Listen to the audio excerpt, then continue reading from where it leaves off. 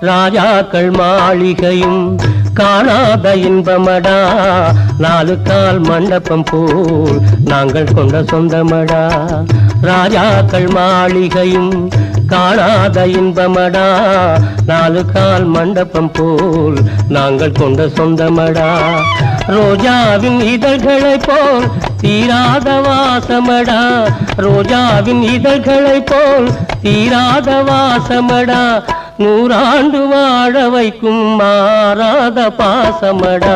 முத்துக்கு முத்தாக சொத்துக்கு சொத்தாக அண்ணன் தம்பி பிறந்து வந்தோம் கண்ணுக்கு கண்ணாக.